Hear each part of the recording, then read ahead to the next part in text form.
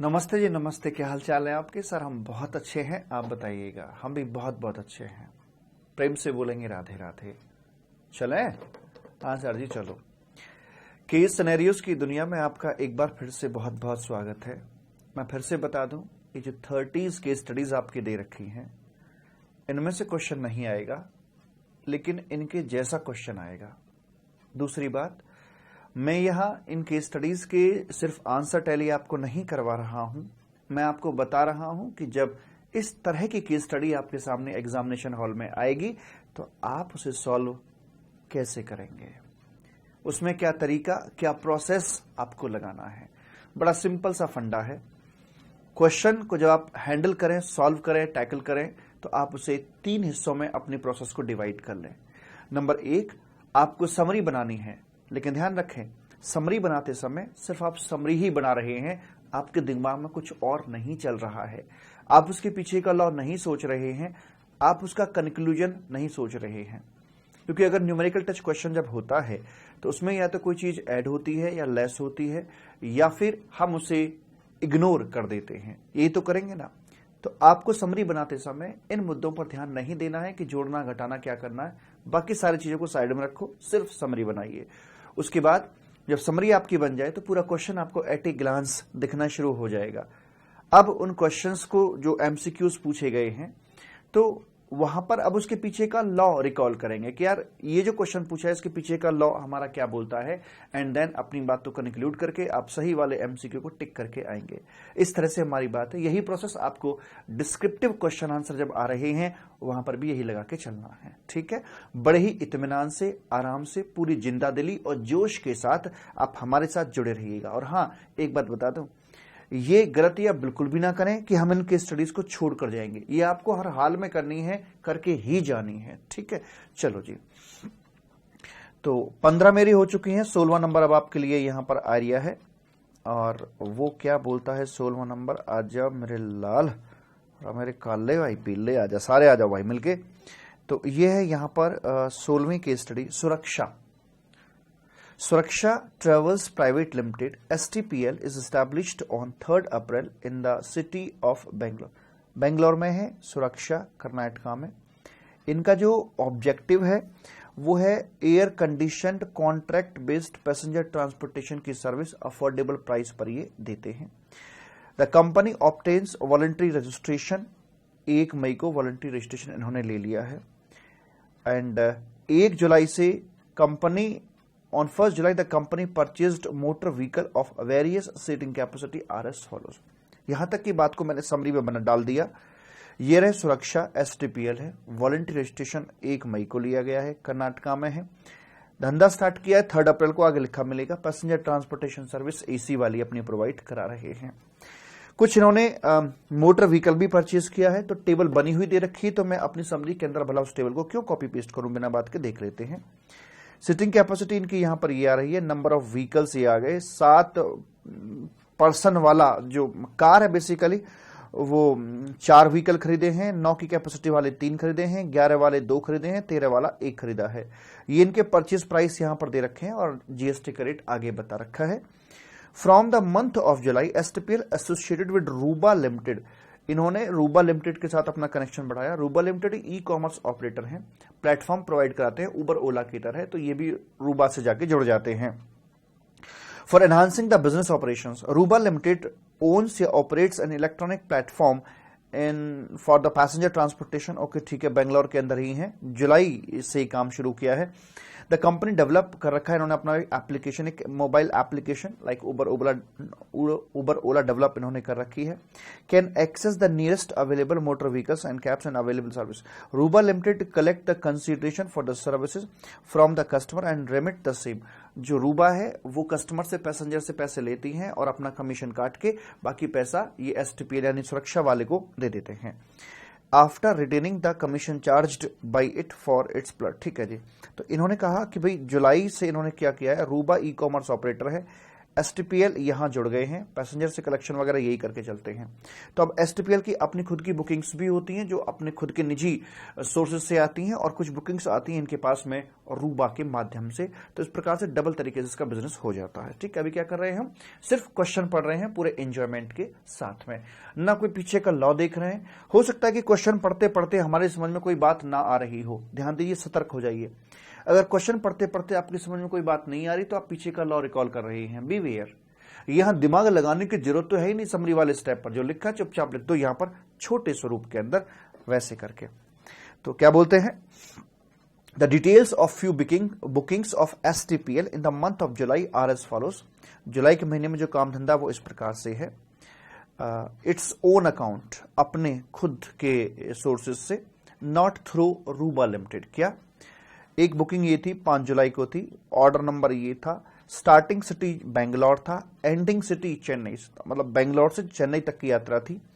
जो कस्टमर का रेजिडेंट था, जहां का कस्टमर था वो बेंगलोर का था बंदा, और डेट ऑफ पेमेंट या बुकिंग 3 जुलाई थी, और जो कस्टमर था, जो पैसेंजर था, वो यहां पर रजिस्टर्ड था। ऐसे ही करके कई सारी बुकिंग इन्होंने यहां पर बता रखी हैं जो खुद के रिसोर्सेज से कमाई हैं। The invoice is issued electronically on the date of travel immediately after the completion of the journey. जैसे ही कंप्लीशन होती है, इनवॉइस हाथ के हाथ तुरंत इश्यू कर दिया जाता है। The details of the passenger transportation service supplied by STPL through Ruba, जो रूबा के थ्रू काम किया है वो ये वाला है। वैल्यू ऑफ सर्विस इतना था, जुलाई में, अगस्त में और सितंबर में आ रहा है, सीजीएसटी एसजीएसटी दे रखे हैं। तो मॉडल पूरा समझ में आ गया? Yes sir.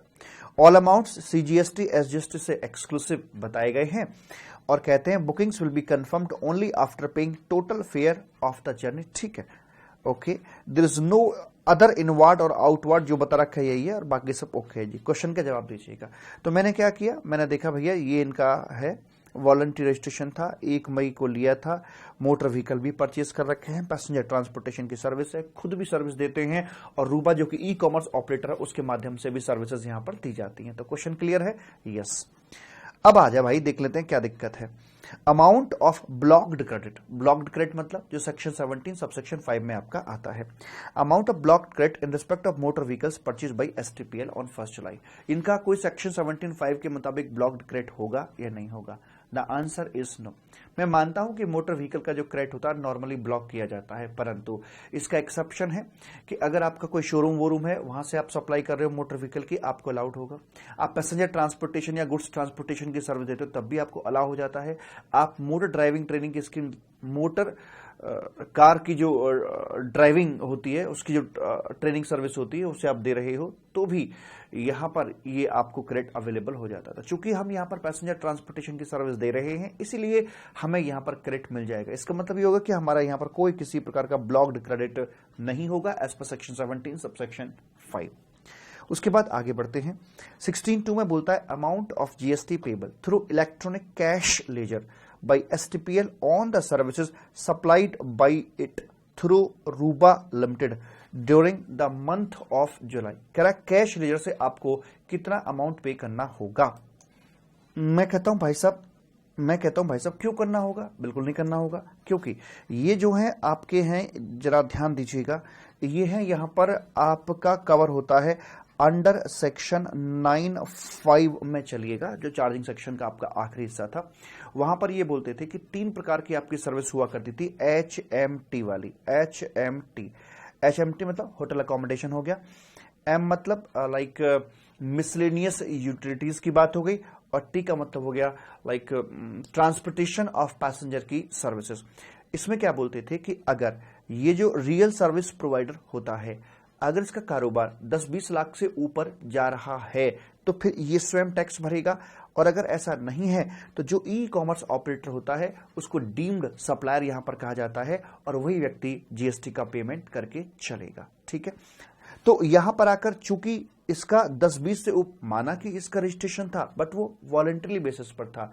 वहां जो वर्डिंग्स लिखी हुई है वो ये कहता है कि 10-20 से ऊपर अगर कारोबार जा रहा हो तो हम यहां पर बात करेंगे, यानी कि सेक्शन 22 में टर्नओवर बेस्ड आपका जो निकल के जा रहा होगा रजिस्ट्रेशन, तो हम इस प्रकार की बात यहां पर करके चलेंगे। तो ऐसा इन्होंने यहां पर मालिक बोला है।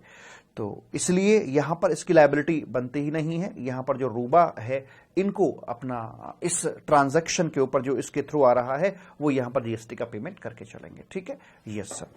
उसके बाद में आगे बढ़ते हैं मालिक, और हमारा इसमें आता है 3rd नंबर आता है।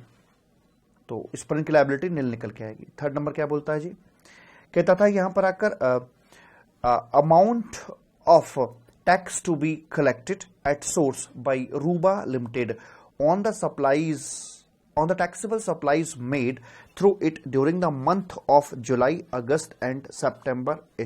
जो रूबा लिमिटेड है वो कितना यहां पर टीसीएस कलेक्ट करके चलेंगे।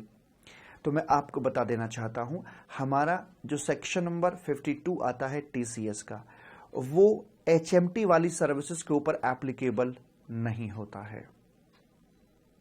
सेक्शन 95 के अंदर जो सर्विसेज आपकी कवर होती हैं उन पर टीसीएस के प्रोविजंस लागू नहीं होते हैं। तो यहां पर जो टीसीएस की बात होगी वो आपकी नील पर करी जाएगी। ठीक है, आगे बढ़िए।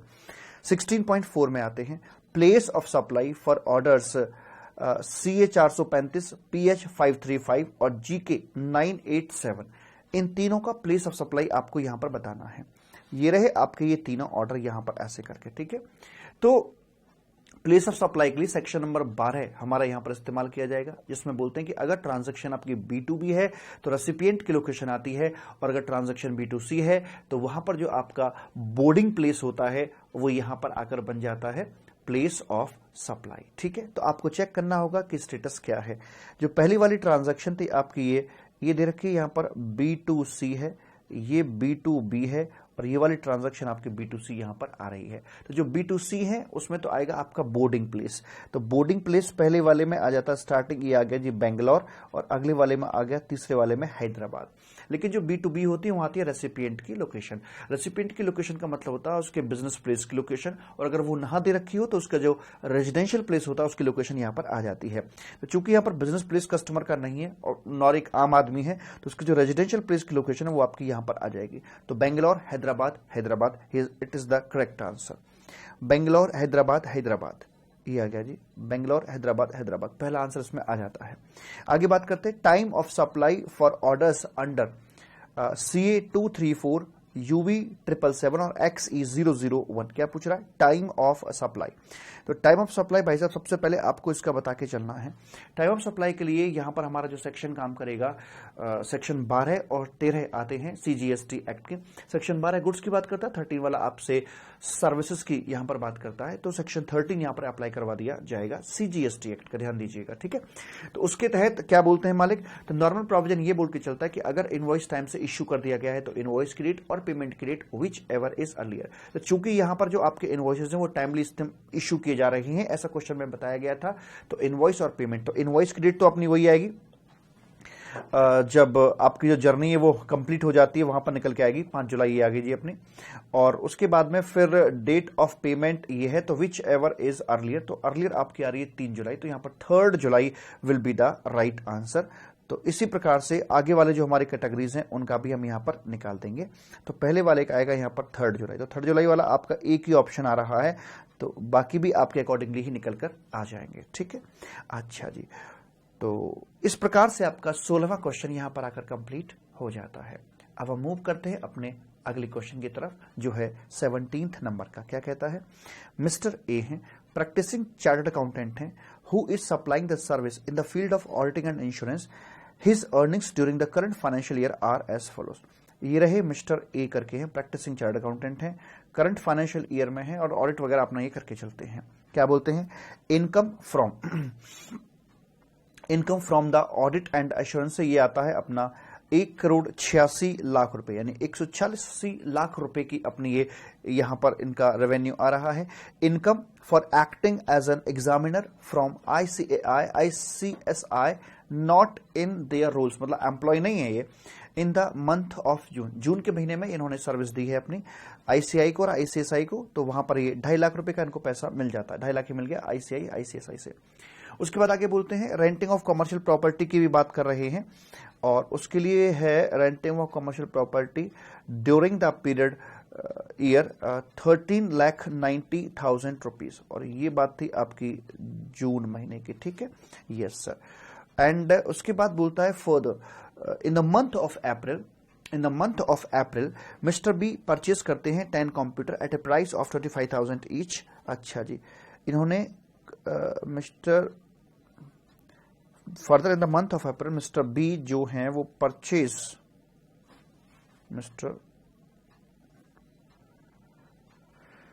10 computers at a price of rupees 25,000 each for his office, as new staff has been recruited by his HR team and had availed and utilized the ITC on the same. Further in the month of April Mr. B क्यों Mr. A है ना, हम तो Mr. A की बात कर रहे हैं ना ऊपर, तो आई थिंक ये ए आना चाहिए ना यहाँ पे। इन्हें परचेज किया ना, तो ए ने यहाँ पर परचेज किए हैं, ये आगे साहब पीसी हैं 10 हैं 25,000 के भाव पर हैं, और आईटीसी वगैरह भी अवेल करके चलते हैं उनका। आगे क्या बोलता है साहब, on 31 October out of these 10 computers mister A shifted 2 computers at his residence for his son for learning purpose. अब आजकल ऑनलाइन क्लासेस चल रही है ना, तो इसमें से 2 कंप्यूटर बच्चों के लिए भी क्लास देखेंगे अपने वो, तो इन 10 में से 2 जो थे वो घर भेज दी 31 अक्टूबर को एफओसी, और 2 पीसेस ट्रांसफर कर दिए जाते हैं। ओपन मार्केट वैल्यू रखी है इनकी 10,000 ईच करके आगे बता रखी है, हम देखेंगे उसको, ठीक है। ये रही जी 31 अक्टूबर को इनकी ओपन मार्केट वैल्यू ये दे रखी है। Mister A belatedly filed GSTR 3B for the month of December by 5 days। Value of taxable supply for the month of December 10 lakh था, included in the details of earnings mentioned अब, ठीक है। Applicable rate of tax 18% का है। मैंने कुछ नहीं करना, सिर्फ समरी बनानी है। दिसंबर मंथ में डिले हुआ है 3B का 5 दिन के लिए, और टैक्सेबल सप्लाई जो थी यहाँ पर दिसंबर मंथ के महीने में बता रहे हैं ये 10 लाख रुपए की अपनी निकल के आ रही है, जो कि 18% से टैक्सेबल हो जाती है। तो ये इस तरह की यहाँ पर बात आ जाती है, और बाकी सारे जो फिगर्स हैं वो एक्सक्लूसिव ऑफ जीएसटी इन्होंने दे रखी हैं, और एक बार पढ़ के देख लें। Amounts are exclusive of GST, opening balance वगैरह कुछ भी नहीं था, ठीक है। नो अदर इनवर्ड आउटवर्ड कुछ भी नहीं है, एंड ठीक है जी। अब आपको करना है यहाँ पर क्वेश्चंस के आंसर मालिक। पहला बोलता है assuming that the current financial year is the 1920। अगर 1920 है तो mister A is required to maintain and retain the books of account. कब तक इनको अपने बुक्स ऑफ अकाउंट रखने होंगे? अगर ये 19-20 की बात करता है तो अच्छे से जानते हैं कि ये साल खत्म होने के जो रिटर्न जाती है इसकी 31 दिसंबर 2020 को जाएगी, तो यहां से 72 महीने का मतलब हो गया 6 साल। तो 6 अगर मैं काउंट करता हूं तो ये डेट आ जाएगी 31/12/2026 की यहां पर डेट आएगी, तो यहां तक इनको ये रखने जरूरी होंगे, ठीक है जी। अच्छा जी, उसके बाद में आगे बोलता है aggregate turnover for the purpose of GST audit is. Aggregate turnover GST audit purpose के लिए इनका कितना निकल कर आ रहा है, तो हमें देखना है यहाँ पर एग्रीगेट टर्नओवर। तो निकालिए भाई साहब एग्रीगेट टर्नओवर बंदे का यहाँ पर कितना निकल के आएगा। 186 तो ये हो जाता है, एक ये भी एग्रीगेट टर्नओवर में आ जाएगा। ऑल आउटवर्ड सप्लाई यहाँ पर हम काउंट करके चलते हैं, और इन्होंने जो 2 पीसी ये अपने पर्सनल पर्पस के निकाल दिए हैं, तो शेड्यूल नंबर 1 के मुताबिक ये आ जाएगा कि permanent transfer of business asset जिनके संबंध में आप आईटीसी ले चुके थे, तो वो आपके यहाँ पर आकर कवर हो जाते हैं, राइट। यस सर, कोई दिक्कत वाली बात नहीं है। तो अब इनका वैल्यूएशन यहाँ पे हम कैसे करके चलते हैं, आइए देखते हैं यहाँ पर आकर मालिक। तो ये है ओपन मार्केट वैल्यू 10,000 ईच, तो ये आ गया जी अपना यहाँ पर 20,000 रुपए का। तो 20,000 ये हो गया, 2.5 लाख ये हो गया, 13,90,000 ये हो गया, और 186 लाख ऊपर। तो ऐड करके देखें, 186 लाख प्लस हो गया जी 2,50,000 प्लस 13,90,000 और प्लस भाई साहब 20,000, तो 2,02,60,000। 2,02,00,000 और आपका ये 60,000। आगे बात करता है total taxable turnover of mister A for the current financial year is. Total taxable turnover, मेरा टोटल टर्नओवर तो ये निकल के आ गया आपके सामने था, टैक्सेबल पूछ रहा है, तो इसमें से मैं एग्जेम्प्टेड टर्नओवर को बाहर निकाल दूंगा। ये मेरा जो दिख रहा है 2.5 लाख रुपए, ये है services provided to educational institute with respect to conduct of an examination. ये हमने पढ़ा था अपने एग्जामिशन के चैप्टर के अंदर कि हम यहाँ एक एजुकेशनल इंस्टीट्यूट को एग्जाम कंडक्ट कराने के संबंध में, चाहे वो फाइनल एग्जाम हो चाहे वो एंट्रेंस एग्जाम हो, फर्क नहीं पड़ता, अगर सर्विस दी जाती तो उसे एग्जेम्प्ट कर दिया जाता है। तो 2.5 लाख आपके यहां पर ये एग्जेम्प्ट कैटेगरी के अंदर आ जाता है। इसलिए अगर इसमें से मैं 2,50,000 माइनस कर देता हूं तो 2,10,000 ये मेरा फाइनल आंसर यहां पर निकल कर आ जाता है। 2,10,000 ये मेरा फाइनल आंसर आ जाता है। Which of the following is or are not a supply under GST law? कौन सा इसमें सप्लाई नहीं है? Service provided as an examiner to ICAI और ICSI। तो भाई साहब ये सप्लाई तो है, वो अलग बात है कि एग्जम्पशन से बाहर निकल जाता, but still supply. Rental income ये भी सप्लाई है। Shifting of computer at home ये भी आपका सप्लाई कंसिडर किया जाता था। तो ये आएगा इसका answer none of the above, क्योंकि इसमें जो भी हमने दे रखा है वो सारी की सारी सप्लाई कैटेगरी के अंदर आ जाते हैं। आगे बोलता है which of the following statement या statements is or are correct with respect to interest liability of Mr. A for the month of December. Interest liability for the month of December. तो दिसंबर के महीने में इनकी जो इंटरेस्ट लायबिलिटी निकल के आएगी उससे हम किस प्रकार से कैलकुलेट करके चलेंगे? तो साहब ये तो बहुत ही सिंपल है। देखो यहां पर दिसंबर महीने की हम बात कर रहे थे, 10 लाख रुपए की इनकी टैक्सेबल वैल्यू बता रखी थी, ठीक है। अगर इस पर हम जीएसटी निकाल दें, 18% जीएसटी का रेट है, तो जीएसटी की लायबिलिटी आ जाती है 1,80,000 रुपए की। बिल्कुल ठीक है जी। अब इसके अंदर और क्या करेंगे, 1,80,000। अब ये है जो जीएसटी में इंटरेस्ट का रेट जो आ रहा है वो 18% पर एनम के हिसाब से अपना आता है, यानी कि 18 डिवाइड बाई 100। तो यहां पर जो हमारा इंटरेस्ट का अमाउंट आ जाएगा वो कितना सर जी? सर जी 1,80,000 इंटू अगर मैं 0.18 कर देता हूं तो ये 32,400, ये है एक साल भर का। तो इंटू 5 डिवाइड बाई 365 अगर मैं कर देता हूं, डिवाइड बाई 365 इंटू 5, तो ये मेरा 443.83, राउंड ऑफ करेंगे तो 444 इसका जवाब यहां पर ये आ जाता है। और ये आ गया जी इस तरह से। और हम जानते हैं कि ये जो इंटरेस्ट का पैसा है ये हमें ई कैश लेजर के थ्रू ही पे ऑफ करना पड़ेगा, क्योंकि हम अपने क्रेडिट का इस्तेमाल सिर्फ और सिर्फ आउटपुट जीएसटी लायबिलिटी के लिए कर सकते हैं, ना कि किसी और काम के लिए, ठीक है। यस सर, तो ये आपका 17.5 यहां पर आकर हो जाता है। अब मूव करते हैं अपने अगले क्वेश्चन 18वें की तरफ, चलें। Yes sir. Kunj manufacturers a registered supplier under GST in Surat, Gujarat has opted to pay tax under composition scheme under subsection 1(2) of section number 10। यानी कि जो आपकी गुड्स फोकस्ड है उसके तहत ये अपना जीएसटी का पेमेंट करना चाहते हैं। It is engaged in the manufacturing of textile product, लिख दिया मैंने। कुंज बिहारी हैं, गुजरात में, कॉम्पोजिशन में आना चाहते हैं और ये अपने टेक्सटाइल में डील करते हैं। इंफॉर्मेशन कुछ इस प्रकार से दे रखी है। करंट फाइनेंशियल ईयर में total turnover during the quarter April to June, उनका जो टर्नओवर था वो 1.5 करोड़ में चला जाता है। अप्रैल टू जून टर्नओवर 1.5 करोड़ चला जाता है। हम जानते, जब पहले समरी बना लेते हैं उसके बाद देखेंगे क्या जानते हैं हम। द ऑप्शन टू पे अंडर कॉम्पोजिशन स्कीम लैप्स कर जाता है 1 जुलाई को। ऑब्वियस सी बात है 30 जून तक ये कॉम्पोजिशन रहा और 1.5 करोड़ जैसे इसने अचीव किया अपना टारगेट, उसके अगले दिन से ही ये रेगुलर स्कीम के अंदर शिफ्ट अपना हो गया, ठीक है। उसके बाद बोलता है the tax paid on input lying in stock on 30th June, CGST SGST इतने इतने का बनता था और जो इनवॉइस डेट थी इसकी वो 4 मई की बनती थी। तो यहां जो 30 जून को स्टॉक बचता था उस स्टॉक ऊपर जो जीएसटी था वो इतना इतना बनता था और ये जो परचेज करी थी इन्होंने वो 4 मई को परचेज कर रखी थी। आगे कुछ और भी बोलता है क्या, tax paid on inputs contained in semi finished stock 30th जून को जो था इतना इतना बनता था और इसकी इनवॉइसिंग डेट 31 दिसंबर की बनती थी।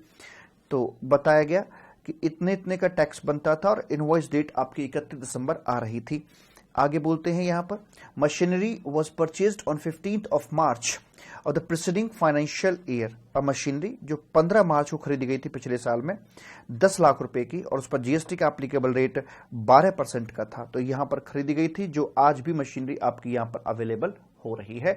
तो हमारे पास जो इनपुट कैपिटल गुड्स का जो स्टॉक यहां दिख रहा था वो इस प्रकार से यहां आ जाता है। राइट, यस सर, कोई दिक्कत वाली बात नहीं है सर जी। चलो मालिक, बात को बढ़ाते हैं आगे की तरफ। और कुछ भी डेटा दे रखा है इन्होंने, हाँ दे रखा है। अ machinery was purchased on 15th of, ये हो गया जी, 10 अगस्त को कुंज बिहारी सोल्ड करते हैं 240 का माल सूरत म्युनिसिपल कॉर्पोरेशन को। The contract with SMC was to supply only goods and not services. इन्होंने 10 अगस्त को, यानी कि जब ये रेगुलर स्कीम के अंदर थे, तो उस समय इन्होंने म्युनिसिपल कॉर्पोरेशन को कितने का, 10 अगस्त को माल कितने का था, 240 का, कितने का, 240 का माल इन्होंने बेच दिया इनको, यहां पर ये आ गया।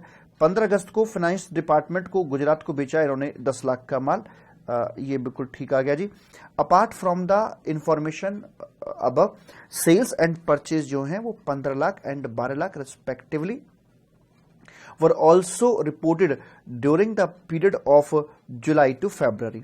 यहां जुलाई टू फरवरी वाले पीरियड के अंदर परचेज 12 लाख की है और जो अदर सेल्स बताई जा रही है वो 15 लाख की यहां पर बताई जा रही है। कौन से वाले पीरियड में, यानी कि जब वो रेगुलर स्कीम के अंदर आ गया था उस दौरान की वो आपसे बात कर रहे हैं, क्योंकि 30 जून तक कॉम्पोजिशन में वो रहा था। और क्या कहते हैं आगे, ठीक है। ऑन 15th अगस्त कुंज बिहारी हो गया। Apart from the information above, sales purchase होगी 12 लाख और 15 लाख, ठीक है जी। During the month of March of the current financial year, Kunj manufacturers ने 2500 मीटर कपड़ा तैयार किया है। इसकी वैल्यू 200 रुपये पर मीटर थी। इसके संबंध में जो आईटीसी था वो 27,500 था। इन्होंने इसमें से 1,500 मीटर कपड़ा अंडरबाउंड एक्सपोर्ट कर दिया और बाकी 1,000 मीटर कपड़ा इन्होंने लोकल में ही सेल कर दिया है। ये डिटेल आपकी यहां पर मैंने डाल दी है कि 2,500 मीटर कपड़ा मार्च में बनाया है, 60% यानी कि 1,500 मीटर एक्सपोर्ट किया, बाकी लोकल में सप्लाई कर दिया, और इसका करस्पॉन्डिंग जो आईटीसी बनता था 27,500 एंड 27,500 अपना बनता था। There is no other outward or inward supply transaction apart from the aforesaid transaction, कुछ और भी नहीं है।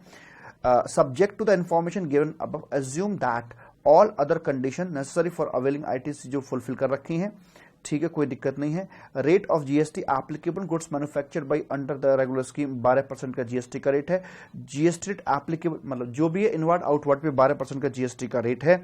All purchase sale within the state, ठीक है जी, sale are made within the state, यानी एक्सपोर्ट को छोड़कर बाकी जो ट्रांजेक्शन्स हैं आपकी वो इंट्रा स्टेट हैं। All the amount given above are exclusive of taxes whenever applicable, ठीक है। चलो बात करते हैं the net GST payable in cash. ध्यान दीजिएगा वो पूछ क्या रहा है, net GST payable in cash by Kunj Bihari during the period from April to February. इन्होंने कितना पैसा यहां पर पे करना पड़ेगा जीएसटी का? जी साहब, तो सबसे पहले यहां बात करते हैं the net GST payable in cash by Kunj manufacturers during the period April to February. मार्च का नहीं पूछ रहा, अप्रैल टू फरवरी इनका जीएसटी कैश लेजर के थ्रू कितना जाएगा। तो आइए देख लेते हैं बड़े इत्मीनान से।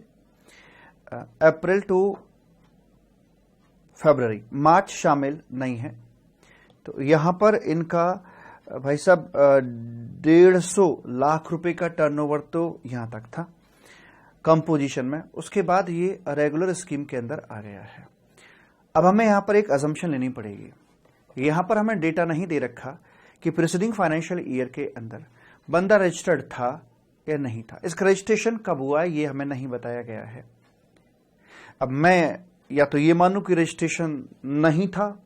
अगर रजिस्ट्रेशन नहीं था तो कॉम्पोजिशन स्कीम में अगर इसको मैं पहला साल मानता हूं, इसी साल में इसका रजिस्ट्रेशन मानता हूं, तो 150 माइनस 20 लाख की थ्रेशोल्ड लिमिट, 130 लाख जो होगा मेरा ये यहां पर टैक्सेबल हो पाएगा। अगर मैं इसे मानता हूं कि बंदा पिछले साल में रजिस्टर्ड था, तो पिछले साल में थ्रेशोल्ड का इन्होंने बेनिफिट ले लिया होगा। थ्रेशोल्ड का बेनिफिट अब इस साल में नहीं मिलेगा। उस केस में पूरा का पूरा 150 लाख आपका यहां पर टैक्सेबल कैटेगरी के अंदर आ जाएगा। दूसरा, अगर मैं रजिस्टर्ड मानता हूं तो उसमें एक और चैलेंज आ जाता है कि पिछले साल में अगर रजिस्टर्ड था तो पिछले साल में इसको कॉम्पोजिशन स्कीम में था या फिर ये रेगुलर स्कीम में था। अगर ये पिछले साल रेगुलर स्कीम में था तो ये सारा क्रेडिट वगैरह ये ऑलरेडी ले चुका होगा, और अगर कॉम्पोजिशन में था तो नहीं लिया होगा। तो दो असम्पशन लेनी पड़ेंगी अगर मैं रजिस्टर्ड की तरफ मूव करता हूं तो ज्यादा कॉम्प्लेक्स नहीं बनाते हैं इसको, हम इसे एज्यूम कर लेते हैं कि यहां पर ये बंदा पिछले साल में रजिस्टर्ड नहीं था, इसका रजिस्ट्रेशन इसी साल में है और पहले साल में ही अपनी कॉम्पोजिशन स्कीम को लेकर चल रहा है। तो एक अजम्पशन यहां पर हम डाल सकते हैं कि ये करंट फाइनेंशियल ईयर में ही इस बंदे ने रजिस्ट्रेशन लिया है। ठीक है, ये मान लेते पिछले साल में बंदा अनरजिस्टर्ड रहा था, that is preceding financial year में ये बंदा आपका अनरजिस्टर्ड था। ठीक है, तो अगर यहां पर पहली बार रजिस्ट्रेशन लिया है तो 20 लाख की एग्जम्पशन जो होती है वो उसे मिल जाएगी और 130 लाख ही इसका टैक्सेबल हो पाएगा। तो अगर मैं 130 लाख का निकाल देता हूं यहां पर आकर 1%, तो ये आ जाता है मेरा 1,30,000 रुपए। उसके बाद मेरा यहां पर जो बनता है और 30 जून के बाद जो उसकी लायबिलिटीज क्रिएट हुई हैं वो कौन कौन सी हैं? 2,40,000 की आपके भाई साहब ये आगे, भगवान झूठ ना बुलाए, और 10 लाख की एक और 15 लाख की एक, 25 लाख की इसकी और बन जाती हैं 27,40,000। 27,40,000 ये आया। रेट कितना था? 12% का था ना, आई थिंक, यस 12% का इसका जीएसटी का रेट था इंटू 0.12, तो ये आता है भाई साहब 328,800, 328,800 ये आपका यहां पर आ जाता है। अच्छा जी, तो ये बनी इसकी आउटपुट लायबिलिटीज, ये कॉम्पोजिशन स्कीम के अंदर आती है और ये आपकी रेगुलर स्कीम के अंदर आती है। जहां तक सवाल है आईटीसी का, तो आईटीसी मिलेगा नहीं मिलेगा? यस सर, इस पे 12% के हिसाब से हम कैलकुलेट करके चलेंगे तो 1,44,000 तो हमारा ये बन जाएगा यहां पर आकर। तो जब आईटीसी की बात करी जाएगी ना भाई साहब, तो 1,44,000 का हमारे पास आईटीसी एक आ गया, प्लस करके हम जानते हैं सेक्शन नंबर 18 हमसे ये बात करता है कि भाई आपको पीछे जो थे क्रेडिट्स वो आपको यहां पर आकर अवेलेबल हो जाते हैं। तो 10 और 10 20,000 का मुझे यहां पर ये अवेलेबल हो जाता है, और भाई साहब यहां पर आकर फिर ये 10, 5 और 5 10,000 का मुझे ये यहां पर अवेलेबल हो जाएगा। अब इसका मिलेगा या नहीं मिलेगा?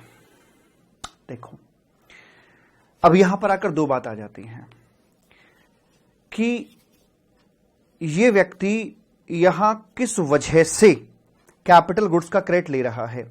सर ये ले रहा है जस्ट बिकॉज ऑफ कि लाइक पहले ये बंदा यहां पर जो था ये क्रेडिट ले पा रहा था या नहीं ले पा रहा था? नहीं सर, इसका पहले रजिस्ट्रेशन ही नहीं था। एक तो सिचुएशन ये होती है कि पहले रजिस्ट्रेशन नहीं था, नॉन रजिस्ट्रेशन, और अब बंदा रजिस्ट्रेशन में आता है, तो हम बात करके चलते हैं। लेकिन यहां पर जब हम क्रेडिट बुक करने की बात कर रहे हैं तो ये कॉम्पोजिशन टू रेगुलर स्कीम का यहां पर सीन बन रहा है।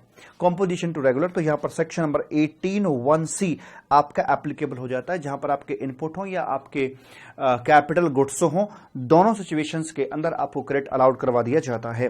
तो ये जो आपका यहां कैपिटल गुड्स आ रहा है, इस पे अगर हम देखेंगे भाई साहब कितना, 10 लाख की इसकी कीमत बनती थी, 10 लाख का 12% हो गया 1,20,000। तो 1,20,000 ये खरीदा कब गया था? मार्च के अंदर। क्वार्टर की डेफिनेशन दे रखी है, क्वार्टर फिक्स होते हैं, तो ये था अपना जनवरी, फरवरी और मार्च, इस वाले क्वार्टर में ये खरीदा गया था। ठीक है, कन्वर्जन से पहले की डेट क्या है? ये कन्वर्जन हुआ था आपका 1 जुलाई को, एक विद इफेक्ट फ्रॉम 1 जुलाई ये सिचुएशन चेंज हो गई थी, कॉम्पोजिशन टू रेगुलर में आप आ गए थे। ठीक है, तो उससे जस्ट पहले दिन इमीडिएट प्रीसीडिंग डे पर स्थिति क्या थी, यानी कि 30 जून को स्थिति क्या थी? तो 30 जून तक की हम पोजीशन लेकर चलेंगे। तो जो 30 जून तक का आएगा वो आपका एक क्वार्टर तो ये बन गया, उसके बाद में प्लस अप्रैल, मई और जून, एक क्वार्टर आपका यहां पर ये बन जाता। तो कुल मिलाकर 2 क्वार्टर यहां पर निकल कर आ जाते हैं। तो इसमें से 2 क्वार्टर का मतलब 5% इसका और 5% इसका, 10% 2 क्वार्टर का आपका बन जाता है। तो ये आएगा भाई साहब 1,08,000 रुपए। तो 1,44,000, 20, 10 और 1,08,000 हम जोड़ देते हैं। 1,44,000 प्लस 20,000 प्लस 10,000 और प्लस 1,08,000, ये आ जाता है 2,000 ये हमारा आईटीसी यहां पर आ जाता है। ठीक है, और जो हमारा आईटीसी होगा उसे हम किसके लिए इस्तेमाल कर पाएंगे सब? इस टोटल के लिए नहीं सर, कंपटीशन स्कीम के लिए हम आईटीसी का इस्तेमाल नहीं कर सकते हैं, उसमें निल रहेगा, तो ये पैसा आपको कैश में भरना पड़ेगा 1,30 का। और जहां तक सवाल है इसका, तो 282 हम इसमें से यहां सेट ऑफ कर सकते हैं, तो ये बचता है अपना, माइनस कर देते हैं इसमें 328,800, ये आ गया 46,800, और प्लस भाई साहब आपका ये आ गया जी 1,30,000।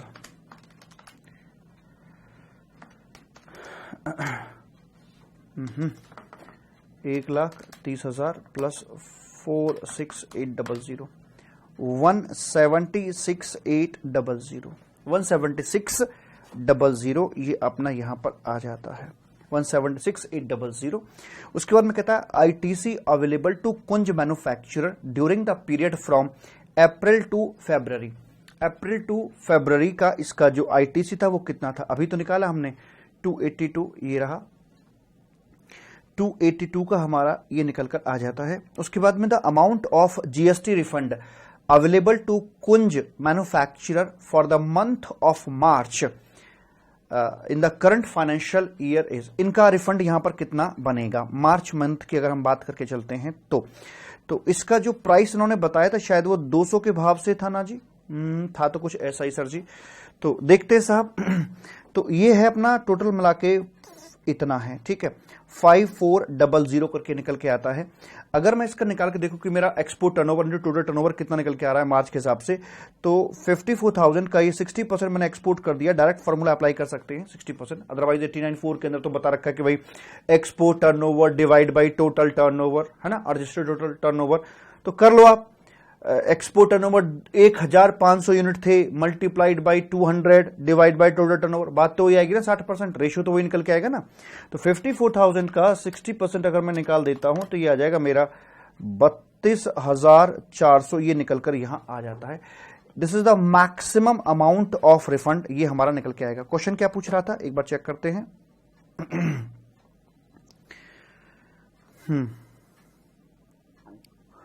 Amount of GST refund available to Kunj manufacturer for the month of March in the current financial year।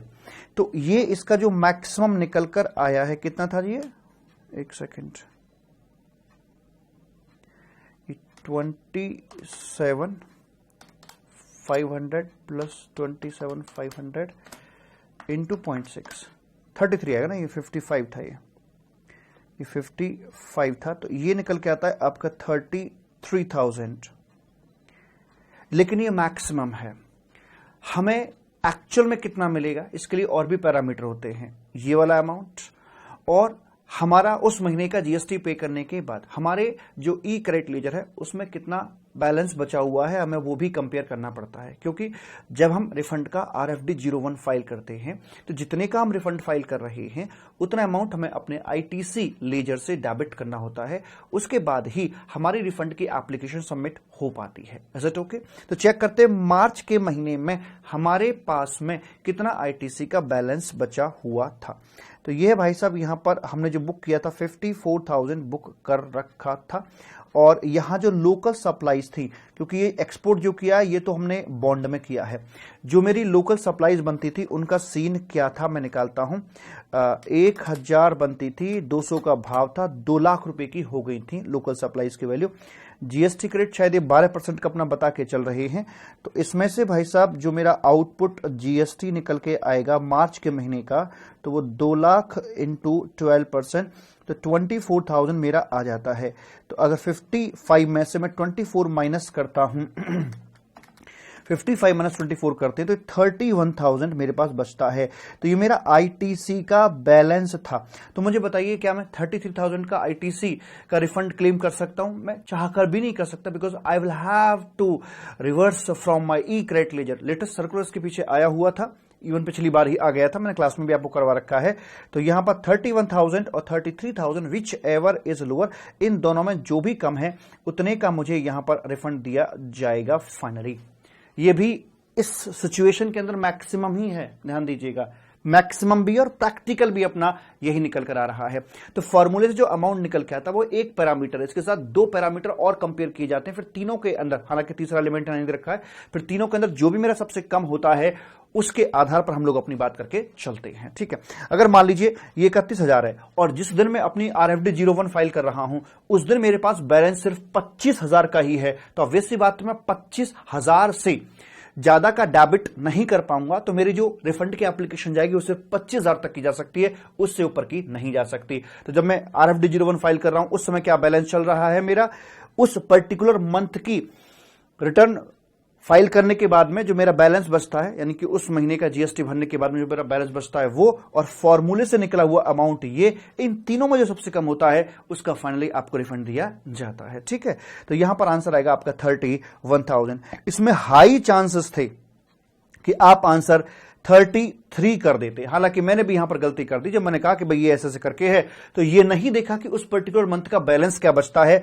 और हमें लगा कि शायद 33 है, लेकिन जब आंसर देखा तो मैं कहा नहीं यार ये कैसे कह रहा है ऐसे, फिर थोड़ा और दिमाग पे जोर डाला तो ओ हो ये कर दिया गया। तो इसलिए ध्यान दीजिएगा ये खतरनाक क्वेश्चन था, यहां पर गलती होने के चांसेस ज्यादा है, क्योंकि हम जैसा सोचते हैं जो फर्स्ट आंसर हमारा होता है अगर वो उसमें लिखा हुआ है तो हमें लगता है कि बस यही ठीक है, लेकिन इसमें ये खेल गया, यहां पर आकर धोखा दे गया, इसलिए जरा ध्यान से देखिएगा। ठीक है, 18.4 कहता है which of the following statement is correct. Correct कौन सा है, इन्हें कौन कौन से फॉर्म भरने, 9 भरना है, हाँ भरना है, 9A यस कॉम्पोजिशन स्कीम के लिए, 9C भरना है ना, 9C नहीं भरना है, इनको 9C नहीं भरना है, 9 और 9 क्योंकि एलिजिबिलिटी इसकी नहीं बनती उसके लिए 9 और 9A ही इनको भर के चलने हैं, इनको कोई रिकंसिलेशन वगैरह कराने की आवश्यकता नहीं, कोई ऑडिट इनका नहीं होगा क्योंकि टर्नओवर 2 करोड़ के दायरे में ही इनका आ रहा है।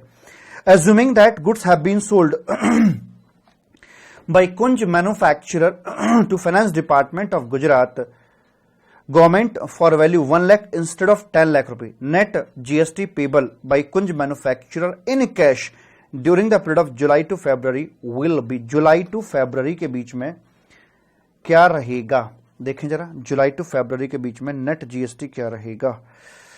तो भाई साहब वही कह रहा जी यहाँ पे आके जुलाई टू फरवरी, देखें जरा, तो जुलाई टू फरवरी आ गया ना अपना, तो ये एक तो 240 तो ये आ जाएगा अपना, ठीक है, और 15 लाख ये आ जाएगा, सब कुछ वही रहेगा, बस यहां पर ये आ जाएगा अपना 10 लाख की बजाय 1 लाख, बाकी सब तो सेम रहेगा ना, बाकी सब सेम रहेगा, बाकी पूरा डेटा सेम है, यानी कि 9 लाख कम GST बनता मेरा, 9 लाख की वैल्यू कम कर दी अगर मेरी, अगर मैं वैसे निकालूं ग्रॉसली ही, तो इंटू 0.12% 10 लाख नहीं 1,08,000 कम बनता। तो उस समय जैसे यहां पर मेरा बना ये 328,800 बनाया ना ये आउटपुट GST, तो ये मेरा 328,800 जो है, अगर 10 लाख की बजाय टर्नओवर 1 लाख वहां पे कर दिया जाए, यानी कि 9 लाख की गिरावट टर्नओवर में कर दी जाए, तो करस्पॉन्डिंगली 1,08,000 की गिरावट इस आउटपुट लायबिलिटी में आ जाएगी, माइनस 328,800, तो ये हो गया 220, तो ये मेरा निकल के आता भाई साहब 220,800, और मेरे पास ITC अवेलेबल था 28200, तो ये तो आएगा आपका नील निकल के। ध्यान दीजिएगा इसने फरवरी से नहीं पूछा है, अगर मैं उससे पूछता कि शुरू से लेकर अप्रैल से लेकर फरवरी तक कितना कैश में गया ये चेंज आने पर, तो मैं बोलता भैया यही वाला देना है, बस 1/30 ही देना है, बाकी कुछ नहीं देना। लेकिन इस क्वेश्चन में क्या पूछा गया, जुलाई से लेकर, पिछले वाले को नहीं पूछ रहा वो, जुलाई से लेकर फरवरी तक आपका कितना कैश में जाएगा, तो भैया जुलाई टू फरवरी कैश में जाएगा मेरा नील, ठीक है, वैसे करके यहां पर बोल दिया जाएगा मालिक। और उसके बाद में कोई और क्वेश्चन, हाँ नहीं ये लास्ट था, तो ये अपना डी यहां पर आंसर निकल कर आ जाएगा। आइए बात करते हैं 19वें क्वेश्चन पे। Nitya engaged in the trading of pipes is registered under GST in the state of Gujarat. नित्या हैं ट्रेडिंग में इन्वॉल्व हैं और गुजरात में है, ठीक है जी। Total taxable turnover of Nitya from April to February in the current financial year is 40 lakh rupees, 40 lakh का इनका बनता था। देख लें पूरा, यस सर आ जाओ।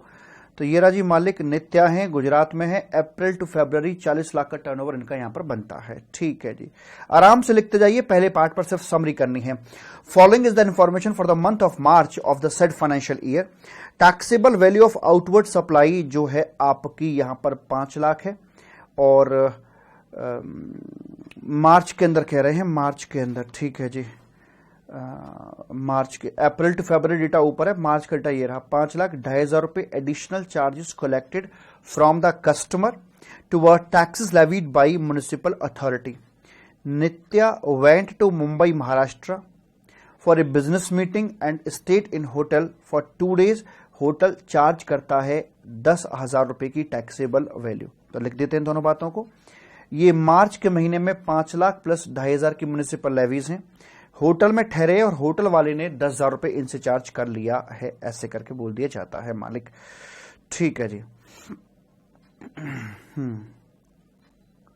ओके, मार्च के महीने की बात कर रहे हैं। तो taxable value of other inward supply जो है इनकी, वो 2 लाख रुपए की बनती है। ये भी लिखा मैंने, अदर जो इनवार्ड सप्लाई है वो 2 लाख की बनती है। और क्या भाई साहब, टैक्सेबल वैल्यू ऑफ इनवर्ड 2 हो गया। She also bought a life insurance policy for herself amounting 11,100 taxable value. CGST SGST बता रखे हैं। लाइफ पॉलिसी लिए खुद के लिए, ये आ गई, कोई कंपल्शन नहीं था, स्टैट्यूटरी ऑब्लिगेशन नहीं था। She bought chairs for office purpose 10,000 रुपए की टैक्सेबल वैल्यू थी, ये आ गई, ऑफिस चेयर 10,000 रुपए की। इनवार्ड, आउटवार्ड और gross tax, net tax, ITC, यही पूरा क्वेश्चन घूमता है। दैट्स इट मालिक। Following additional information is also provided for the current financial year. On 5th April, Nitya purchased a motor car with a seating capacity of 5 persons worth ₹6 lakhs and used it exclusively for business purpose और capitalize किया जाता है same को in the books of account।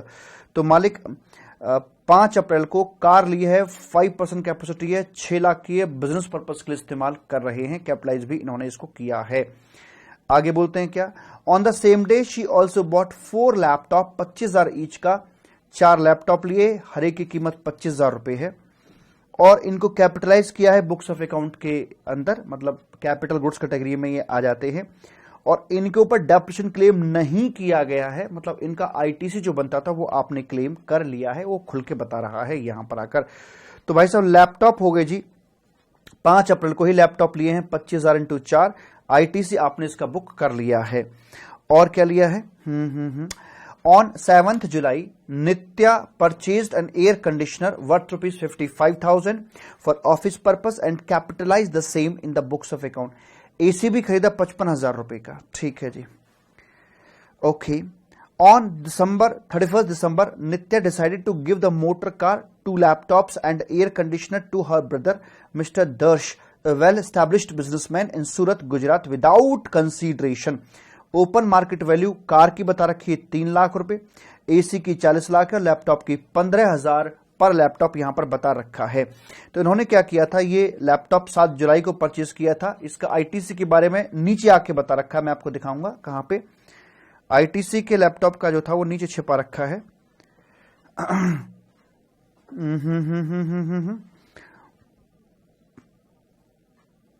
She did not avail the ITC on purchase of air conditioner। Air conditioner के ऊपर उन्होंने ITC नहीं लिया था, वो वाली बात मैंने यहां पर लिख दी है। 31 दिसंबर को इन्होंने ट्रांसफर कर दिया मोटर कार को 3 लाख रुपए में, 3 लाख रुपए की ओपन मार्केट वैल्यू थी, फ्री में दे दिया है। लैपटॉप जिसकी ओपन मार्केट वैल्यू 15,000 ईच थी, उसको भी फ्री में दे दिया है भाई को। और AC जिसकी ओपन मार्केट वैल्यू 40,000 रुपए की थी, उसको भी यहां पर फ्री में दे दिया जाता है। इन्होंने इसको परमानेंटली यहां से रिमूव कर दिया है। और क्या बोलते हैं, there is no other outward or inward supply transaction apart from the aforesaid transaction। ठीक है, subject to following, ठीक है, okay. all inward outward are interested except the stay in hotel Mumbai Maharashtra and applicable rate of इतने हैं, 12% का इनका rate बनता है। all amounts given above exclusive of GST। ये तो हर क्वेश्चन में लिखा ही होता है। आइए बात करते हैं। पहला क्वेश्चन बोलता है up to which of the following dates Nitya has to maintain relevant books of account under GST law। इन दोनों मामलों के अंदर बताइए कब तक मेंटेन करना है। The above information is provided for financial year 1920 and Miss Nitya is under investigation of an offense under chapter so and so and investigation was concluded on 31st इतना। तो ये 19-20 की अगर हम बात करते हैं तो इसकी जो एनुअल रिटर्न जानी है वो 31 जो ड्यू डेट पड़ेगी 31/12/2020 पड़ेगी।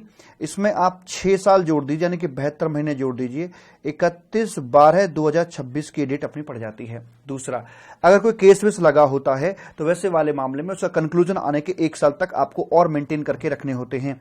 ये डेट है आपकी कंक्लूजन की 31 दिसंबर 2021, तो इसमें 1 साल आप जोड़ देंगे तो ये बन जाएगा +1 ईयर मैं इसमें कर दूंगा तो ये बन जाएगा आपका 31/12/2022। अब इन दोनों कंपेरिजन कराइए, विच एवर इज लेटर, यानी कि फाइनली 31/12/2026 इसका निकल कर आएगा। तो पहले वाले सिचुएशन में तो आया 31/12/2026। Under the above information provided financial year so and so and Nitya is under investigation, और मान लीजिए इनका जो केस है वो यहां पर आकर कंक्लूड होता है तो उसमें अगर मैं 1 साल ऐड करूंगा तो ये बनेगा मेरा 31/12/2027 बन जाएगा। ठीक है, तो 31/12/2026 ये और 27 ये, विच एवर इज लेटर, तो लेटर बनेगा इसका 31/12/2027। तो ये आपका यहां पर ऐसे निकल कर आ जाएगा, तो इसका सही जवाब ए है। Which of the following statement are correct, कौन सा इसमें सही है? क्या बोलते हैं साहब, सही कौन सा है इसके अंदर?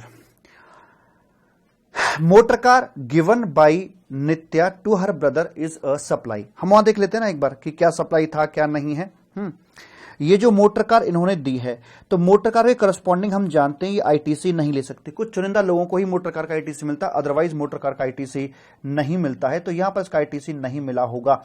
जो मेरा शेड्यूल 1 बोलता है सप्लाई चैप्टर के अंदर, कहता था कि permanent transfer of business asset है जिसके संबंध में आईटीसी ले चुके हो तो एफओसी होने के बावजूद भी उसे सप्लाई बना दिया जाता है, लेकिन यहां पर आईटीसी नहीं ले रखा है तो इसलिए यह घटना आपकी सप्लाई नहीं बनेगी। दूसरा, जो लैपटॉप था मालिक, तो लैपटॉप के रिस्पेक्ट में आप आईटीसी अपना ले चुके थे तो ये आपका निश्चित तौर पर सप्लाई बना दिया जाएगा। और तीसरा वाला जो एसी था, एसी के ऊपर आप क्रेडिट ले सकते थे बट आपने डेलिबरेटली इसका क्रेडिट नहीं लिया, तो ऑब्वियस सी बात है आप इनकम टैक्स के अंदर डेप्रेशन का क्लेम कर रहे होंगे, तो इस पर आपने आईटीसी नहीं लिया है, तो इसका जब फ्री ऑफ कॉस्ट आपने किया है तो शेड्यूल 1 की उस लाइन में फॉल नहीं कर पाता है ये, तो इसलिए ये घटना भी आपके यहां पर सप्लाई नहीं बनाई जाएगी, ऐसे करके मालिक बोल दिया जाता है, तो ये भी सप्लाई नहीं बनेगा। तो मोटर कार सप्लाई नहीं है, एसी सप्लाई, सिर्फ एक ही चीज सप्लाई है और वो है लैपटॉप। क्या बोलता था जी यहां पे क्वेश्चन के अंदर ये, motor car given by Nitya to her brother is a supply, no, incorrect, ये इनकरेक्ट है। Air conditioner given by Nitya to her brother is a supply, ये भी इनकरेक्ट है। ठीक है जी। Laptop given by Nitya to her brother is supply, yes, ये correct है। Air conditioner to her brother is not a supply, ये भी करेक्ट स्टेटमेंट। तीसरा चौथा पॉइंट करेक्ट है, यानी कि ये वाला आपका सही निकल कर आ जाता है। ठीक है। फैमिली, जो रिलेटेड पार्टीज होती है, रिलेटेड पार्टीज के ध्यान दीजिएगा, एक चीज बता दूंगा आपको, रिलेटेड पार्टीज होती हैं, रिलेशंस होते हैं, इसमें फैमिली मेंबर्स आ जाते हैं और फैमिली मेंबर्स के अंदर आते हैं स्पाउस आ जाती है ना, और बच्चे आ जाते हैं अनकंडीशनली, लेकिन माता पिता भाई बहन एटसेट्रा ये सभी तभी आते हैं जब आपके ऊपर पूर्ण रूप से डिपेंडेंट होते हैं, ध्यान दीजिएगा। ठीक है। उसके बाद में आगे बढ़ते हैं, मालिक 19.3 पर आता है, total taxable outward supply bye Nitya for the current financial year is, current financial year के लिए इनकी जो आउटवर्ड सप्लाई बनती टोटल और वो भी टैक्सेबल वाली, वो यहां पर कितनी बनती है, तो आइए मालिक चेक कर लेते हैं। 40 लाख तो ये बन जाती है, ठीक है।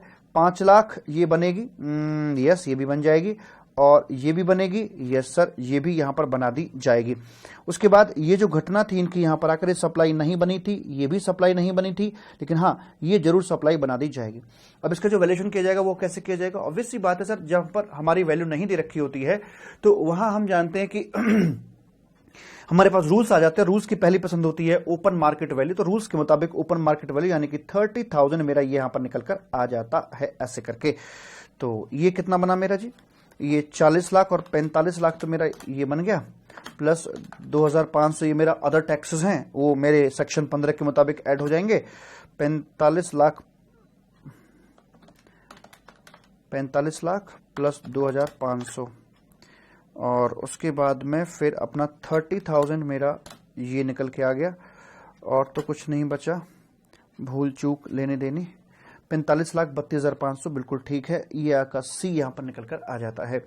आगे है total credits available for the month of March is, March महीने के लिए टोटल अवेलेबल क्रेडिट कितना होगा? Assume that the opening balance of ITC for the relevant period इतना इतना, तो total credit available for the month of March, March के महीने के लिए क्रेडिट का क्या सीन रहेगा? तो मार्च के लिए देखो इसका आपको क्रेडिट मिलेगा या नहीं मिलेगा। होटल अकोमोडेशन की सर्विस का सर नॉर्मली तो मिल जाता है, लेकिन ध्यान दीजिए कि लोचा हो गया यहाँ पे।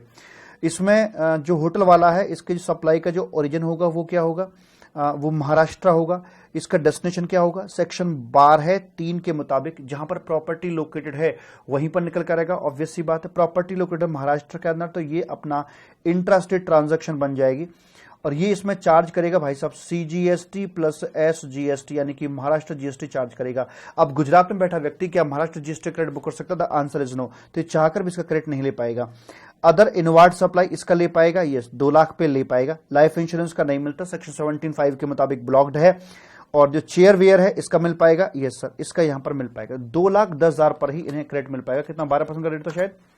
अगर 12% का रेट था तो 25,200 इसका आंसर यहां पर निकल कर आ जाएगा।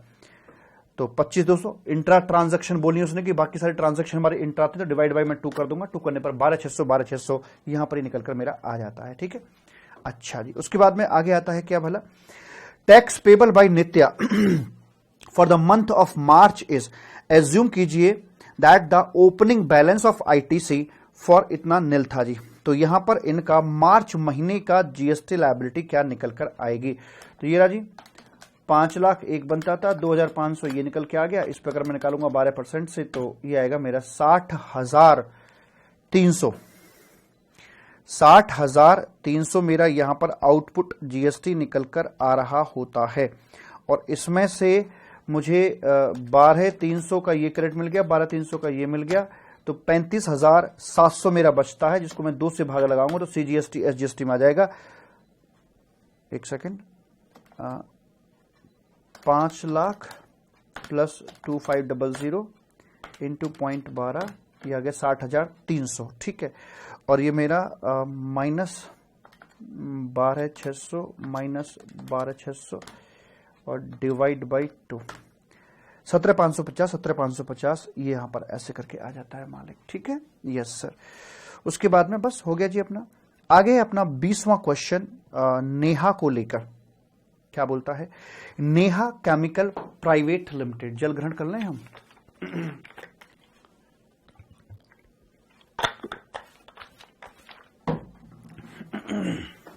जी, Neha chemical private limited, hereinafter referred to as NCPL, is registered taxable taxpayer in Surat, Gujarat, is engaged in the manufacturing of chemical products. Okay, Purva Fertilizers Private Limited, PFPL of Dhule, Maharashtra approached NCPL for supply of chemical products.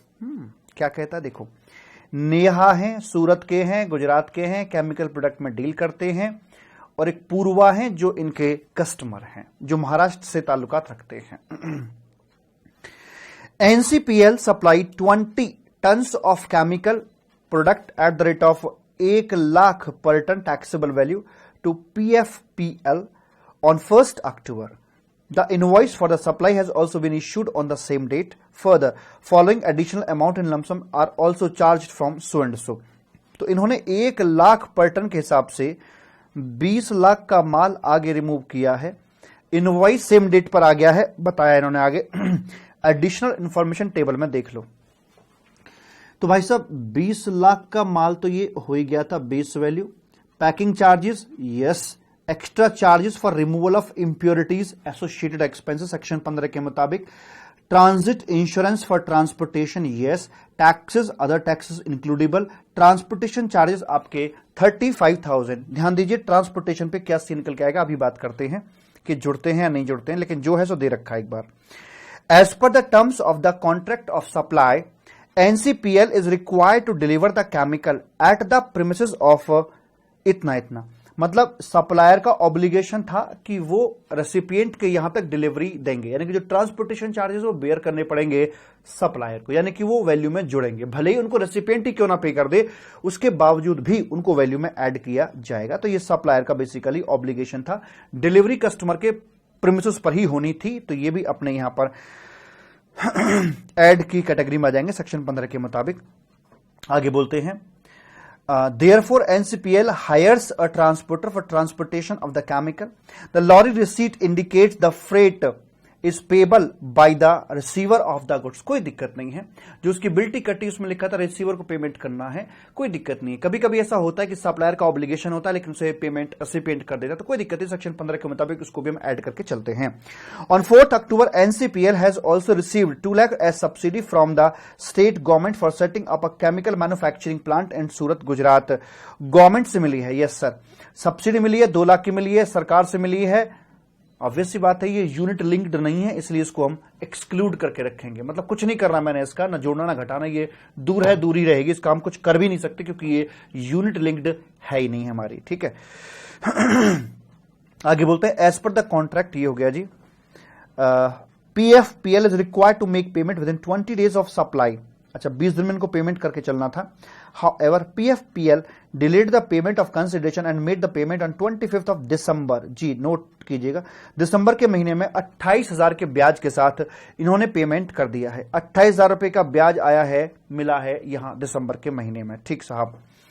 आगे बोलते हैं, on 5th October NCPL hired a motor car from Mehul, Mehul से car ली है, resident of Surat, Gujarat है, for its management team at Mumbai, Maharashtra, for a business meeting, ठीक है। Mehul issued करते हैं बिल 10,000 रुपए का, जिसमें फ्यूल की कॉस्ट भी शामिल थी for the same. Mister Mehul has not charged any GST in the invoice raised for the same. Mehul जो सप्लायर था उसने कोई किसी प्रकार का जीएसटी उसमें चार्ज नहीं किया है, यानी कि यहां पर जो केस बनने के लिए जा रहा है वो आपका आरसीएम वाला केस मुझे दिखाई दे रहा है, क्योंकि सामने वाले व्यक्ति ने कुछ भी आपसे चार्ज नहीं किया है। और यहां पर ये एक कंपनी बैठी हुई है, नेहा केमिकल प्राइवेट लिमिटेड, एक कंपनी के रूप में यहां दिखाई दे रहे हैं। खैर देखते हैं आगे क्या सीन निकल के आता है, अभी तो हम ज्यादा बड़ी बात करते नहीं है। तो इन्होंने 10,000 की एक सर्विस ली है यहां पर मोटर कार रेंटिंग के संबंध में।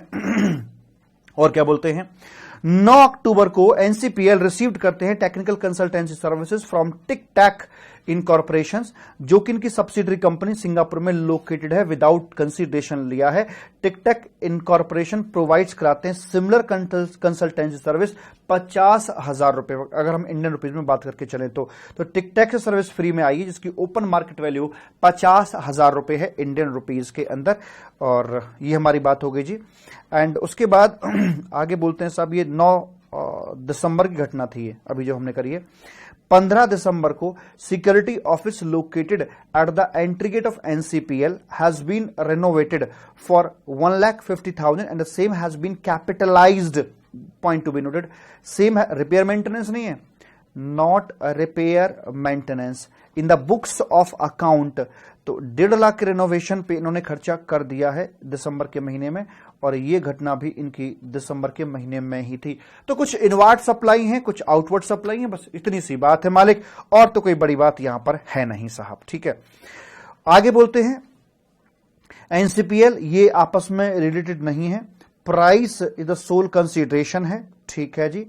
The all the amounts given above including interest on delayed payment of interest receive from the exclusive of GST. Interest भी आपका एक्सक्लूसिव ऑफ जीएसटी है और बाकी वैल्यूज भी एक्सक्लूसिव ऑफ जीएसटी ही यहां पर हैं, ठीक है। मतलब जीएसटी इसमें जुड़ा हुआ नहीं है। और इनके जो रेट्स हैं वो बता रखे हैं, केमिकल प्रोडक्ट पे 18% है, वो कार वाले पे 5% है, होता ही हम जानते हैं। और supply of technical consultancy service 18% है, और कंस्ट्रक्शन सर्विस पे ये तो हमें पहले से पता है ही है, कंस्ट्रक्शन पे 12 है, कंस्ट्रक्शन सर्विस पे 12% है, अदरवाइज आपका 18% का जीएसटी का रेट लगेगा, इतना ध्यान रखेंगे। क्या बोलता है पहला question, what is the gross tax liability for the month of October. October महीने की इनकी ग्रॉस टैक्स लायबिलिटी यहां पर क्या निकल कर आएगी।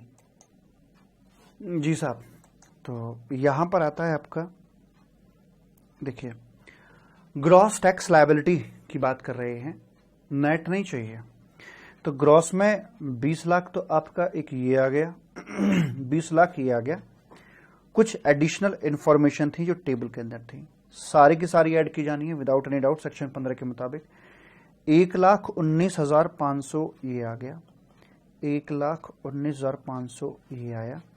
सब्सिडी 2 लाख रुपए की थी, इसको इग्नोर मानेंगे क्योंकि ये यूनिट लिंक्ड है ही नहीं, तो इसको मानना है पूर्णतया इग्नोर। ठीक है, ये इंटरेस्ट मिला है लेकिन ये दिसंबर महीने में आपका मिला है। हम ये बात अच्छे से जानते हैं कि जो इंटरेस्ट होता है उसका टाइम ऑफ सप्लाई तब निकाला जाता है जिस महीने में उसकी रिसीविंग होती है। हमसे यहां पूछा गया है अक्टूबर महीने की आपको लायबिलिटी बतानी है। तो भाई साहब जहां तक सवाल है अक्टूबर महीने का, तो वहां पर तो आपका ये आएगा नहीं, ये दिसंबर महीने की लायबिलिटी में जरूर ऐड करवा दिया जाएगा।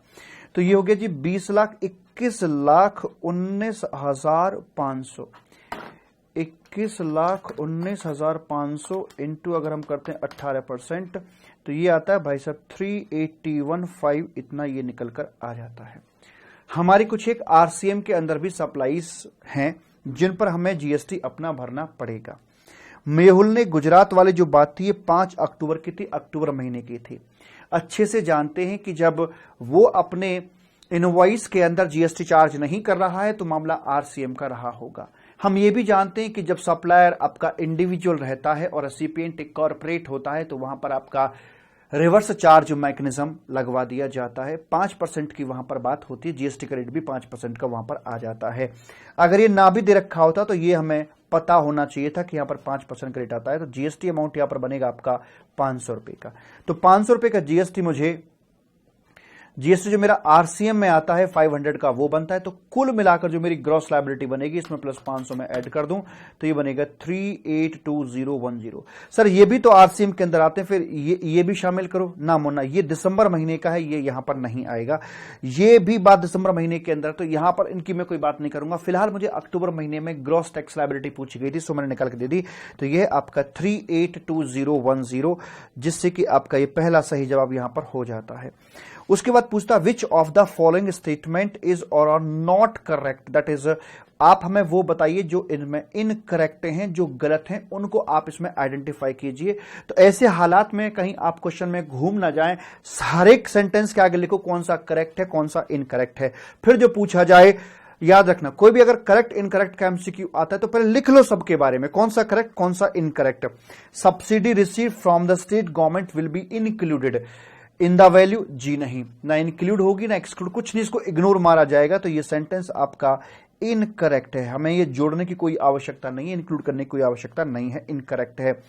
Service receive from Tic Tac incorporation is not a supply, जो इंपोर्ट की है सर्विसेज भले ही वो एफओसी है बट रिलेटेड पार्टी से वो आ रही है तो वो सप्लाई तो आपकी बनती है और आरसीएम के अंदर जीएसटी भी जाएगा। तो इसलिए स्टेटमेंट यहां पर इनकरेक्ट साबित हो जाता है, ये भी अपना इनकरेक्ट है।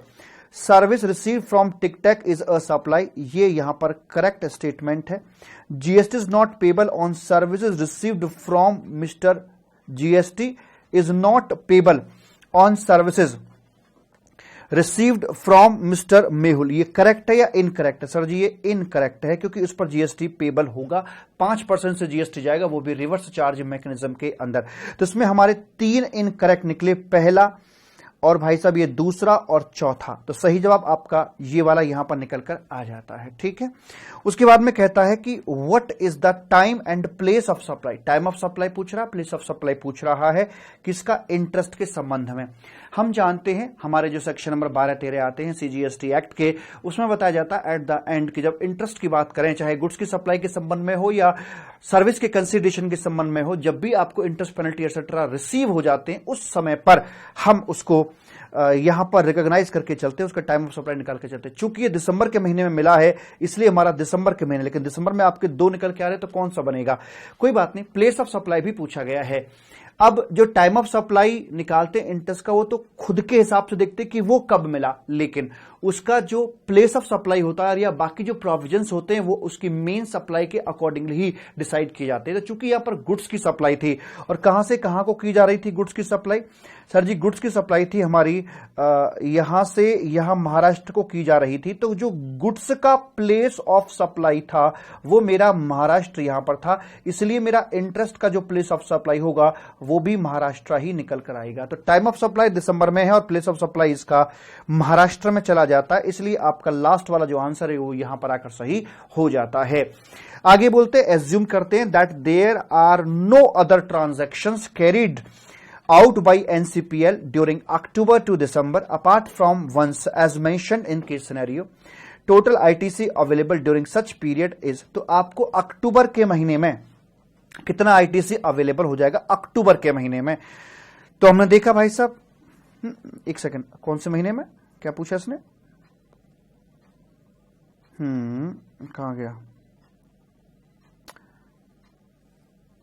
Assuming that there are no transactions carried over NCPL during October to December apart from this total ITC during October to December, ITC कितना अवेलेबल इनको हो जाएगा अक्टूबर टू दिसंबर? तो 500 रुपए का इसका मिल जाएगा, बिल्कुल मिल जाएगा साहब। टिक टैक यहां से जो निकल के आया है इस पर आरसीएम के अंदर जीएसटी लायबिलिटी आएगी। ओपन मार्केट वैल्यू को ध्यान में रखते हुए 18% के हिसाब से आईजीएसटी 9,000 रुपए का इसका पे करना होगा आरसीएम में कैश में, और इस 9,000 रुपए का आईटीसी भी आपको फिर अवेलेबल हो जाएगा। तो 500 ये रहा, 900 ये रहा। ये रिनोवेशन कराया है और रिनोवेशन कोई रिपेयर मेंटेनेंस टाइप नहीं था, ये इन्होंने कैपिटलाइज किया है, जिस लाइक कंस्ट्रक्शन सर्विस ये है। और कंस्ट्रक्शन सर्विस का जो क्रेडिट होता है कुछ ही चुनिंदा लोगों को मिलता है, अदरवाइज कोई इसका क्रेडिट अवेलेबल नहीं होता, तो इसका आईटीसी आपको अवेलेबल नहीं हो पाएगा। तो कुल मिलाकर 500 ये रहा, 9,000 ये रहा, 9,500 रुपए का आईटीसी आपका अक्टूबर से दिसंबर यहां पर बना दिया जाएगा, ऐसे करके मालिक, ठीक है। उसके बाद और क्या निकल के आता है साहिब? उसके बाद में सर जी हम बताएं, भगवान झूठ ना बुलाए। क्वेश्चन कहां है? ये रहा क्वेश्चन। तो इसका सही जवाब ये वाला था 9,500 का। In the given case scenario if Tic Tac incorporation is not subsidiary of NCPL and has supplied the technical consultancy service NCPL without consideration, तो फिर ये सप्लाई ही आपकी नहीं बन पाती, क्योंकि फ्री ऑफ कॉस्ट हमने पढ़ा था शेड्यूल 1 के अंदर इंपोर्ट ऑफ सर्विस होनी चाहिए, बिजनेस पर्पस के लिए होनी चाहिए, फ्री ऑफ कॉस्ट है और वो भी रिलेटेड पार्टी से या डीम डिस्टिंक्ट पर्सन से आ रही है, तभी आपकी वो सप्लाई बनती है। अगर मैं इसमें से एक भी एलिमेंट हटा देता हूं तो सप्लाई नहीं बन पाएगी। तो अगर वो रिलेटेड पार्टी से नहीं आ रही है तो इसको हम सप्लाई नहीं मानेंगे। तो क्या बोलता है? Exempt supply, zero rated, not a supply, ये इसका सही जवाब होगा कि ये एक सप्लाई ही नहीं है। इस प्रकार से आपके ये हम 20 नंबर तक यहां आ गए हैं। बाकी बातें अपने अगले डिस्कशन में करके चलेंगे। तब तक के लिए thank you so much. Radha Rani कृपा आपके ऊपर सदा सदा यूं ही बनी रहे। इन्हीं कामनाओं के साथ मैं आपसे विदा लेता हूं। Thank you, bye and love you, bye bye bye.